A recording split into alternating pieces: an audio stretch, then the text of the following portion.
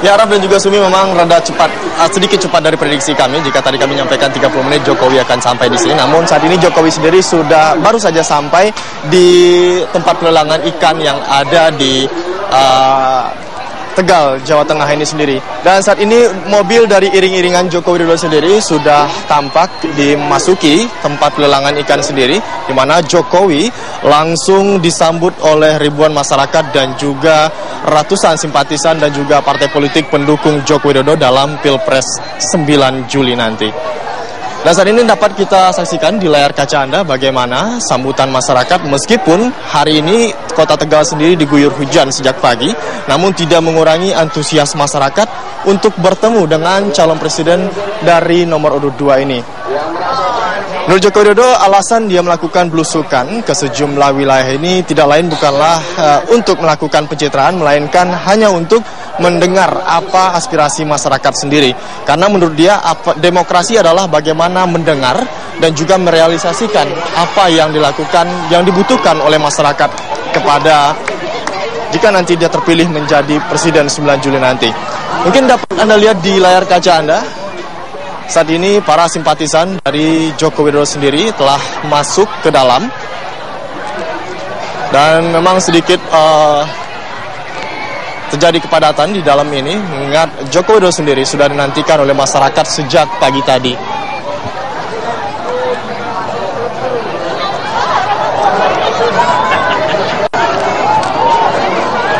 Dalam kampanye politik ini sendiri, Joko Widodo memulai kampanye politiknya dari Bekasi, dimulai dan akan berakhir di Jawa Timur. Dan Jokowi sendiri melakukan safari politiknya selama 10 hari, seminggu maksud kami.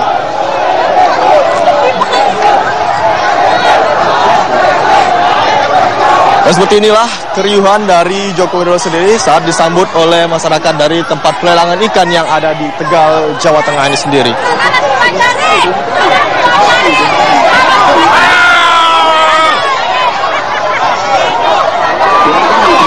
Kami masih mencoba mendekati Joko Widodo, namun saat ini kerumunan warga yang mendekati Joko Widodo lebih banyak.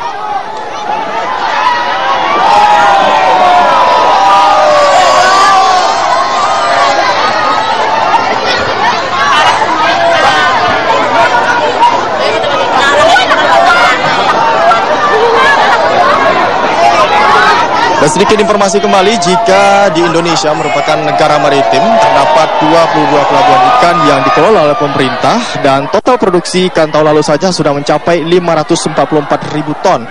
Dan dengan kelolaan ikan sendiri dapat menyerap 384.000 tenaga kerja. Dan hal inilah yang coba digalakkan oleh Jokowi, mengingat potensi yang dimiliki oleh Indonesia sendiri sangat besar.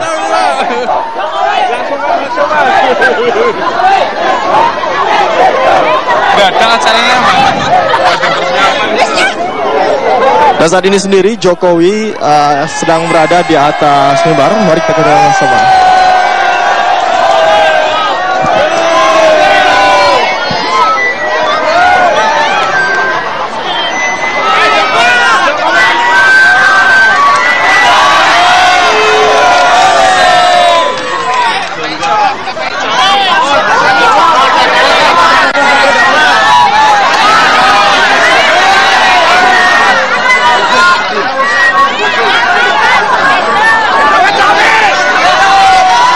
Assalamualaikum warahmatullahi wabarakatuh.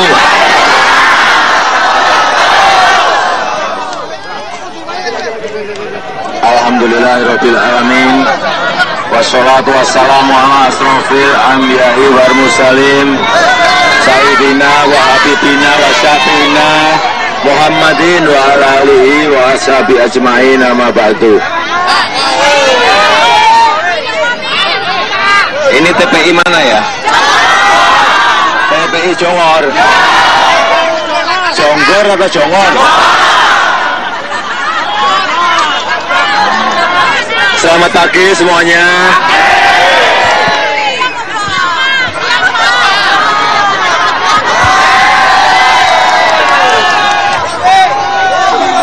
Begini, muter gimana? Muter gini-gini.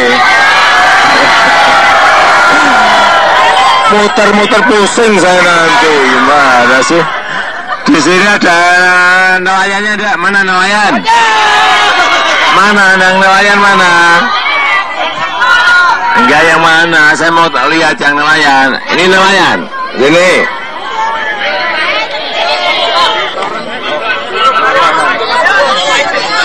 Nih, naik. Ini nelayan atau buru nelayan? Nelayan. Nelayan. Nelayan. Salaman dulu. Agak, saya mau bertanya ini apa? Tahu Jawa, saya mau tanya ini. Namanya? Warto. Mas Warto. Mas Warto, niki napa? Sedinten apa sewulan? Penghasilan pinten saniki? Sewulan. Napa sedino lah, kok sedino? Sedinone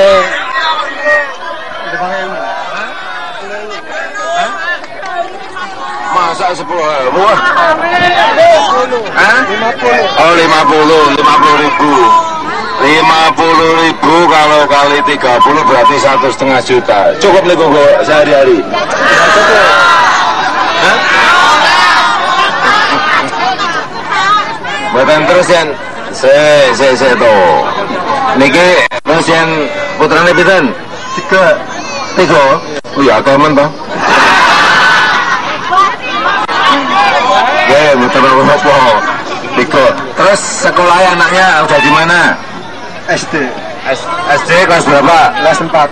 SD kelas 4. Terus yang kedua? Masih TK. Masih TK. Kelas berapa? Masih TK. Ya TK, TK 0 besar 0 kecil. TK 0 besar. Terus yang ketiga? Masih balita. Masih bayi kok ya. Yang gitu lah kok. Yang benar itu harusnya 2.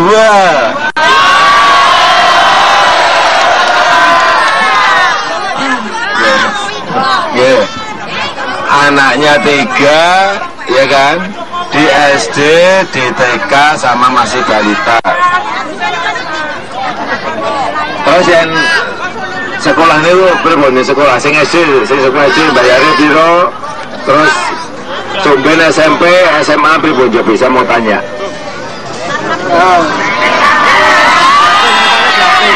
Sudah gratis. Yang SD gratis.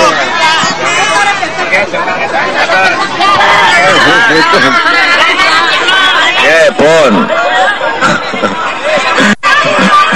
Katanya SD-nya gratis, nggih, baik. Terus mungkin teng SMP, teng SMA, SMK pripun? Mintanya gratis. Minta gratis. Minta gratis. Yeah. Gini. Saya mau cerita sedikit ya. Jadi setiap saya ke kampung di kanan kiri sungai, itu yang selalu dikeluhkan adalah pendidikan anak-anaknya. Yang banyak saya lihat, yang banyak itu lulus SD sama lulus SMP. Ini nggak boleh. Ke depan anak-anak kita harus semuanya sekolah, semuanya sampai SMK, SMA, sampai naik lagi ke atas. Oleh sebab itu, ke depan kita punya ini yang namanya kartu Jakarta Pintar, kartu Indonesia Pintar seperti ini, kartu Indonesia Pintar. Mungkin niki dikantongi putra-putrane, kantongi, ngeten gitu. Niki lho. Pun niki. Niki kartune, nggih, kartu Indonesia Pintar itu dikantongi untuk mengke putra-putrane, nggih, mengke putra-putrane sekolah bisa untuk SD, SMP, SMA, SMK pakai ini nanti kuliah sih. Niki ngerampung ini kiriin gitu. Terutama nelayan, petani ini minta nanti ini, pegang ini. Kemudian yang kedua, saat ini penyan pun Mas atau Mandap. Saat ini saya mau tanya, Yen putrane sakit dibawa kemana? Bayar boten? Terus yang bayar pripun? Saya banyak melihat yang sakit di kampung, yang di kampung petani, di desa, di nelayan. Banyak yang sakit nggak dibawa rumah sakit gara-gara apa? Masalah biaya. Bapaknya sakit nggak dibawa ke rumah sakit, anaknya sakit nggak dibawa rumah sakit. Di Jakarta saja waktu saya jadi gubernur itu ada 510.000 yang seperti itu. Di Jakarta, apalagi yang di daerah. Oleh sebab itu nanti ke depan akan ada ini yang namanya Kartu Indonesia Sehat seperti ini kartunya. Nanti pegang ini, tapi jangan seneng sakit gitu loh. Pegang ini gitu, mbok menowo kita ini diberi cobaan sakit, bisa dibawa ke rumah sakit ini gratis. Bisa dibawa ke puskesmas, ke klinik gratis ini. Pegangnya nanti ini. Niki pun diterapke. Niki pun diterapke. Niki bukan janji-janji dur-dur akan. Rencananya akan. Ndak. Ini sudah diterapkan. Itu sudah diterapkan. Lagi mungkin yang kula dados presiden niki diterapkan sa Indonesia.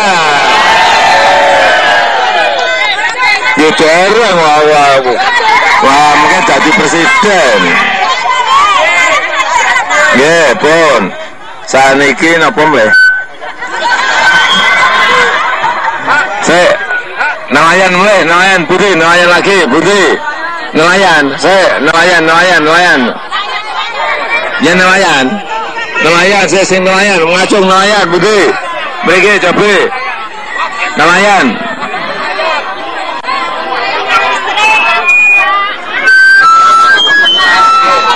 Nelayan, mereka.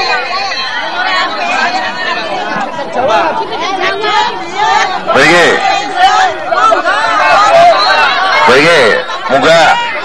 Naik. Mereka. Saneke. Ya, nama siapa? Mereka lu.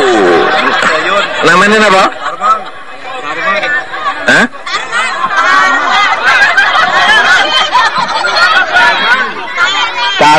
Armano. Kemudian apa? Keluhanin apa? Sebagai nelayan, keluhan harian atau anuin apa? Masalah? Golek solar angin, apa perahu ne perlu apa yang kelokin apa? Ya, niki di TV, game semua saya Indonesia gen krungu kabeh. Ya, undang-undang nelayan. Ampun takok mriko jenengan mawon. Ora bisa ngomong.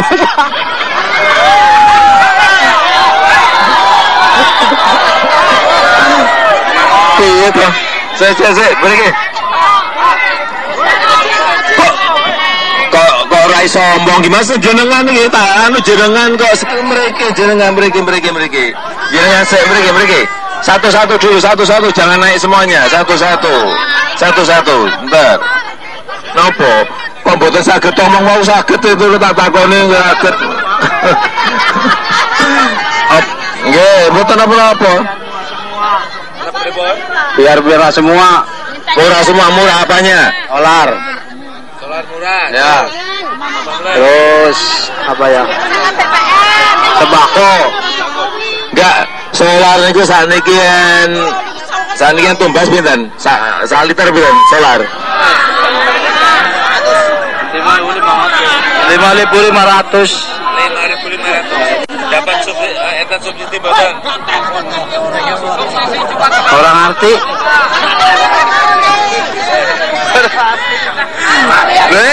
Komedor itu. Sik. Ngeten. Nggih. Ya jadi saya tahu. Jadi memang nelayan itu yang dibutuhkan adalah solar, betul tidak? Solarnya murah. Oleh sebab itu kita itu sing riye-riye mawon ae. Yen sing dibutuhke solar gitu, sumber digawe SPBU solar sing cilik teng mriki mawon, Pun. Nggih mboten? Gawe SPBU solar teng mriki cilik ning entuk subsidi. Gelem mboten? Kita ora gelem toh. Nggih toh? Lah nggih, solare kan kondone angel. Saniki dideke pompa solar teng mriki, pompa bensin teng mriki, SPBU teng mriki kan. Mengki dadi gampang. Disubsidi. Napa mle? Undang-undang perikanan itu mencekik leher nelayan. Kenapa? Banyak kapal nelayan kecil yang ditangkapi di perairan-perairan. Itu kenapa tuh? Undang-undang pripun? Mriki. Mriki.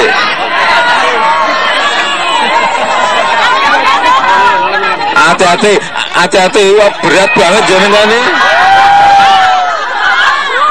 Saya. Engko ambuk medeni iki. Oke, Pon, kuat. Pon. Nama siapa? Nama Yanto, Pak. Mas Yanto. Pon mang ngendikan kok. Niki TV niki lho. Saya grogi nih, Pak. Pak, nelayan Kota Tegal, khususnya nelayan Pantura, khususnya Kota Tegal, Pak. Beberapa hari yang lalu itu merasa bahwa undang-undang perikanan itu mencekik leher nelayan. Karena undang-undang itu di dalam poin-poinnya tidak mengakomodir nafas nelayan. Ada poin-poin intinya undang-undang itu, Pak, melarang nelayan mencari ikan karena nelayan tidak melengkapi izin penangkapan ikan. Perbatasan. Khususnya di Laut Jawa, Pak.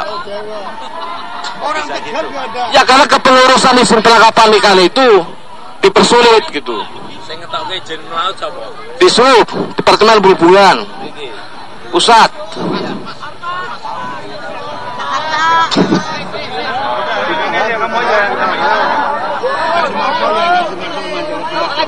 Saya niki sing nelayan budi, nelayan meleh.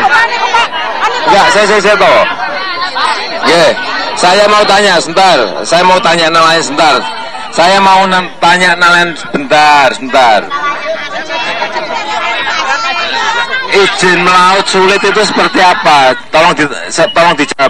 Yang dimaksud izin melaut kok sulit itu enten apa? Nah, penjaminan bangsa kita sendiri, rakyat kita sendiri kok dipersulit itu pripun? Coba beri siapa yang bisa terangkan? Beri. Enggak.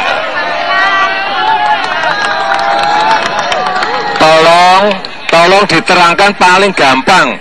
Kok izin melaut angel lu pripun? Gen kula mudeng gitu loh. Karena kalau udah mudeng nanti dibuat kebijakan yang gampang, yang memudahkan. Kok kita mau angil ngoten kok. Sinten iki? Pak Sumarso kok. Jadi kalau nelayan inginnya kan nyaman di dalam melaut, ya. Untuk sementara ini, Pak, ini banyak sekali hal-hal yang harus diselesaikan tentang kenelayanan itu.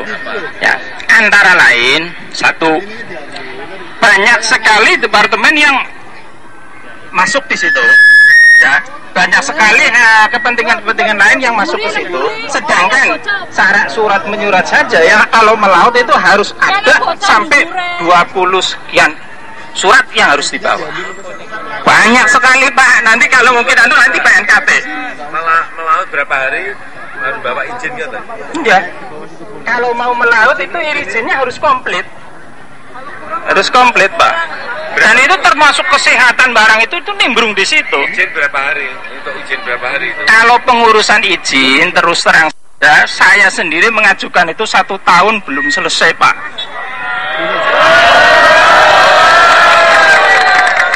Itu. Jadi, iya kalau ketemu kita ngomong sih enak, katanya 1,5 bulan selesai, tapi ternyata prakteknya mboten kados. Niku jadi mohon itu ragardi. Kalau Bapak seumpama dipercaya oleh rakyat, mohon itu dibenahi.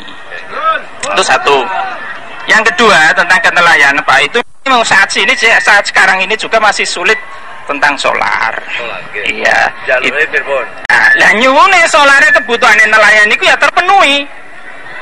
Alhamdulillah sih sekarang ini juga jalan, cuma yang mestinya nganggurnya tidak terlalu lama, ini terlalu lama nunggu antrian sih Pak.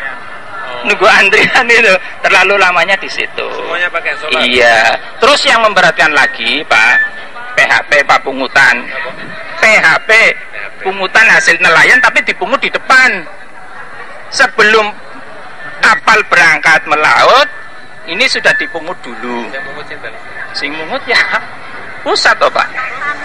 Sing mungut ya pusat itu. Tapi kan itu nggak mau disebut. Itu kan pungutan. PHP itu kan pungutan hasil nelayan. Tapi logikanya kalau pungutan hasil nelayan kan dipungut setelah hasil.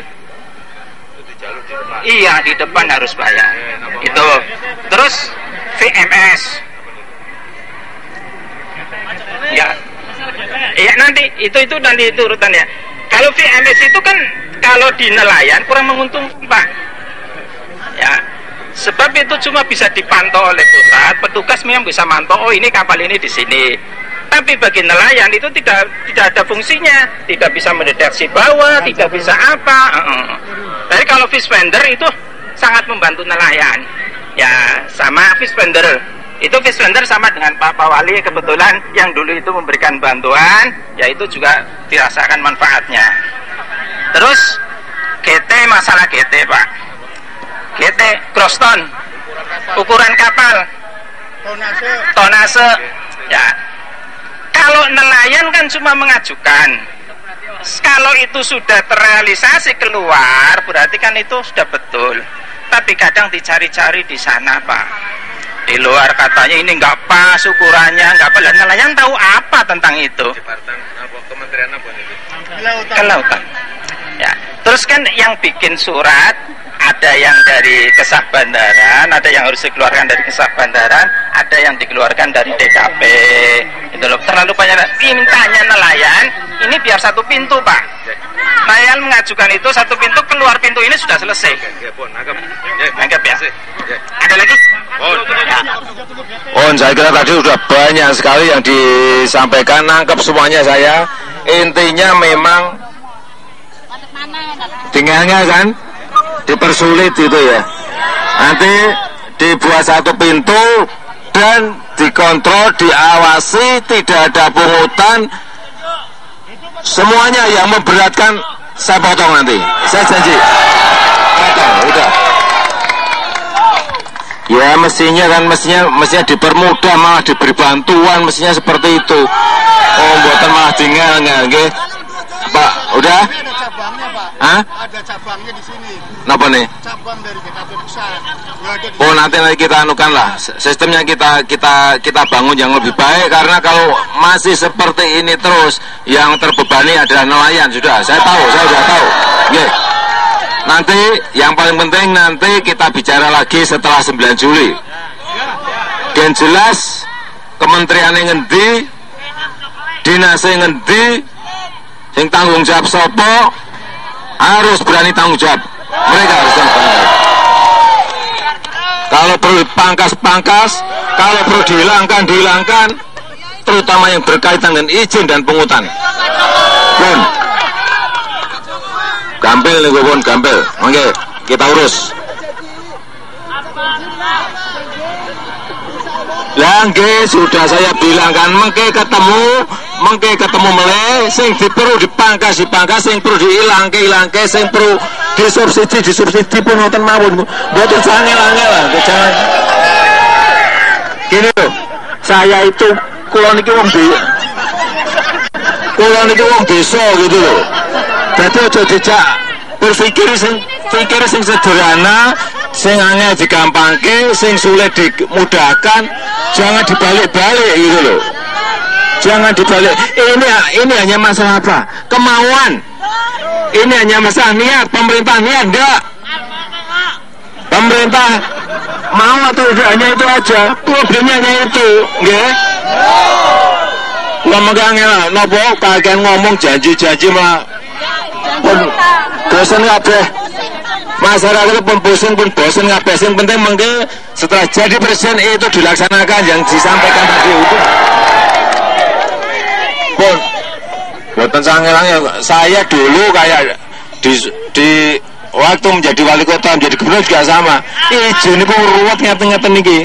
Mubeng ngoten niku. Potongnya ternyata nggak bisa. Sudah kita buktikan itu. Nggih. Ngaten nggih. Saya kira itu yang bisa saya sampaikan pada kesempatan yang ini. Yang lain nanti tertulis saja, saya minta tertulis nanti. Terima kasih. Wassalamualaikum warahmatullahi wabarakatuh. Angkat dan semuanya. Nggih. Matur nuwun. Assalamualaikum warahmatullahi wabarakatuh. Waalaikumsalam. Raf dan juga Sumi, itulah tadi hasil gaya belusukan yang dilakukan oleh Jokowi, di mana bertemu langsung dengan masyarakat dan langsung melakukan tanya jawab apa saja yang dikeluhkan masyarakat dan bagaimana solusinya nanti. Memang gaya kampanye seperti inilah yang dilakukan Jokowi sejak masih duduk dari balai kota hingga ke Gubernur DKI Jakarta. Ada sejumlah poin yang ditanyakan oleh masyarakat tadi, antara lain bagaimana menjawab terkait kenaikan solar dan juga menjawab kelangkaan solar yang saat ini sangat dibutuhkan oleh nelayan. Antara lain sendiri Jokowi tadi menjawab jika akan diadakannya penambahan sejumlah pom solar yang ada di sejumlah tempat pelelangan ikan. Dan selain itu Jokowi tadi juga ditanyakan bagaimana terkait dengan adanya kepengurusan administrasi yang dipersulit. Dan menurut Jokowi nanti jika dia jika Jokowi berhasil duduk menjadi Presiden Republik Indonesia yang ke-7, maka Jokowi akan membenahi semua urusan yang mempersulit masyarakat, terutama masyarakat rakyat kecil. Sejauh ini banyak dikeluhkan oleh masyarakat seperti adanya pungutan-pungutan liar, yang hal ini sendiri dianggap memberatkan masyarakat sendiri. Dan Jokowi juga berjanji jika nanti menjadi Presiden Republik Indonesia yang ke-7, nantinya hal-hal tersebutlah nantinya akan dihilangkan oleh Joko Widodo. Dan Raf dan juga Sumi, saat ini sendiri Jokowi masih terus melakukan belusukan di tempat pelelangan ikan Tegal, di mana Jokowi sendiri sedang melihat hasil tangkapan ikan para nelayan. Dan kembali ditanyakan jika Indonesia merupakan negara maritim dan banyak masyarakat di Indonesia yang menggantungkan hidupnya dengan bekerja sebagai nelayan. Dan di 22 pelabuhan ikan yang dikelola pemerintah, total produksi ikan tahun lalu saja hampir mencapai 548.000 ton. Dan dengan adanya pekerjaan nelayan ini sendiri dapat menyerap 384.000 tenaga kerja. Dan di pelabuhan ikan besar seperti di Cilincing, Jakarta misalnya, perputaran uang dapat mencapai 10 miliar rupiah.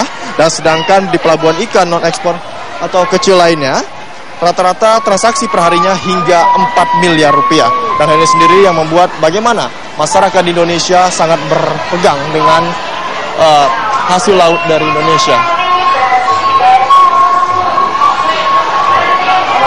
Dan Rabi dan juga Sumi, saat ini Jokowi sendiri tengah melihat ke anjungan kapal para nelayan, di mana Jokowi masih melakukan belusukannya, di mana dengan memberikan tanya jawab apa saja yang dikeluhkan masyarakat sendiri.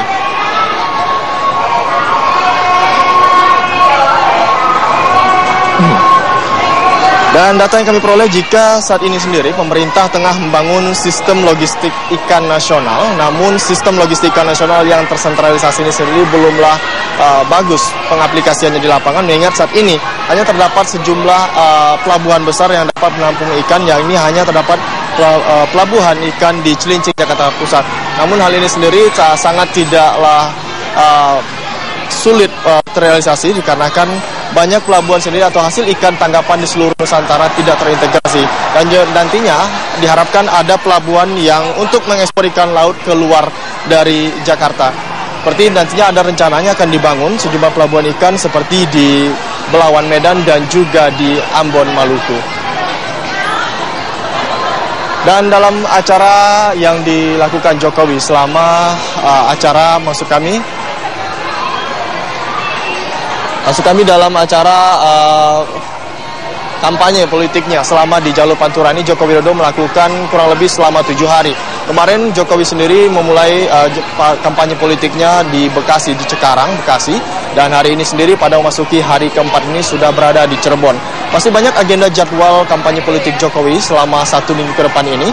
Dan rencananya akan berakhir di Jawa Timur.